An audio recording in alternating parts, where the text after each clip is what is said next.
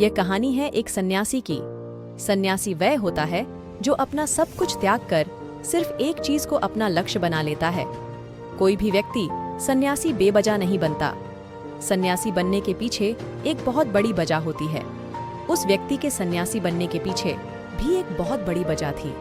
सन्यासी बनने से पहले उस व्यक्ति के मन ने उस व्यक्ति से बहुत से गलत कार्य करवाए थे, बहुत से पाप करवाए थे।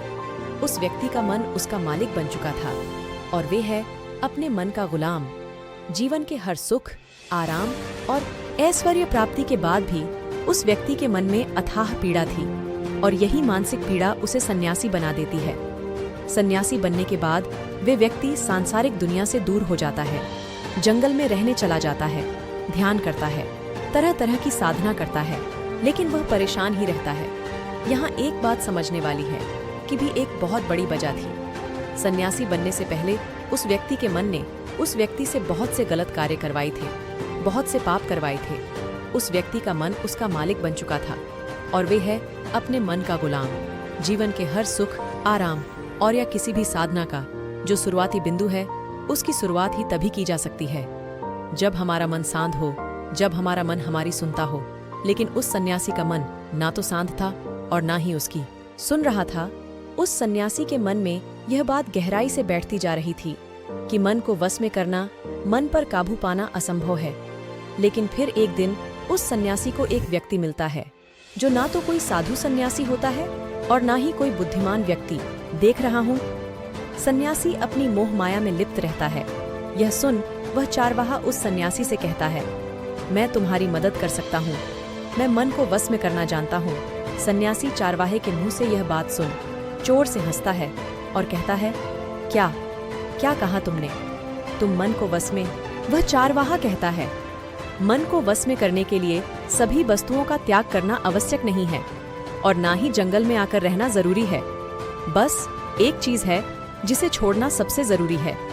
वह सन्यासी उस चारवाहे से पूछता है, और वह एक चीज क्या है?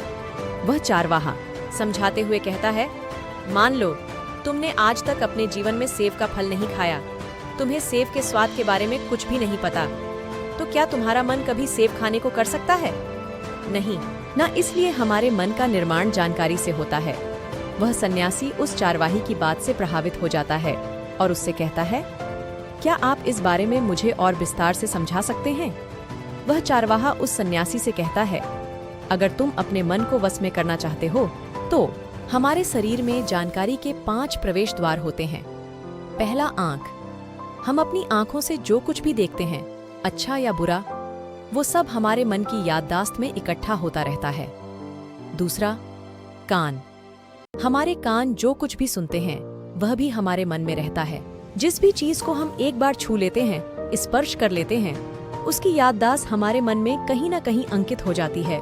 इन 5 शारीरिक दरवाजों से जो भी जानकारी हमारे अंदर जाती है, वह जानकारी बीजों के रूप में जमा हो जाती है और धीरे धीरे वृक्ष बनती है। हमारा मन मिट्टी की तरह है जिसमें बीज बोए जाते हैं और हमारी बुद्धि बीज बोने वाले किसान की तरह है। अगर हमारी बुद्धि गलत जानकारी के बीजों को सही जानकारी के बीज समझकर बो देगी, तो जब भविष्य में वह बीज वृक्ष बनेगा तो वह खरा। चारवाहा से पूछता है, तो अब मुझे क्या करना चाहिए? क्योंकि अब तक तो मैं बहुत सारे गलत बीज बो चुका हूँ और जो बोए जा चुके हैं उन्हें वापस निकाल नहीं सकता।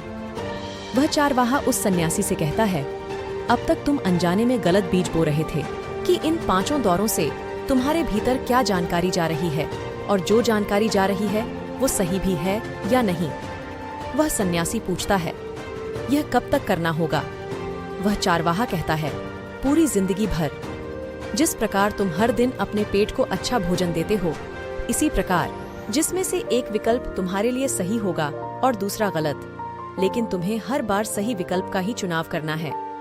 हमेशा याद रखना, सही विकल्प का चुनाव करते समय तुम्हारे भीतर पीड़ा पैदा हो सकती है, लेकिन वह पीड़ा सिर्फ कुछ समय रहेगी। जिस दिन से सही बीज बोगे और जिस दिन तुम्हारे अंदर के सही बीजों की संख्या गलत बीजों की संख्या से अधिक हो जाएगी, उस दिन तुम्हारा मन तुम्हारे बस में होगा। लेकिन उस दिन के लिए आज से अभी से अपना प्रयास जारी रखना होगा। वह सन्यासी तो उस चारवाही की बात को समझ जाता है, लेकिन क्या आप समझ पाए हैं?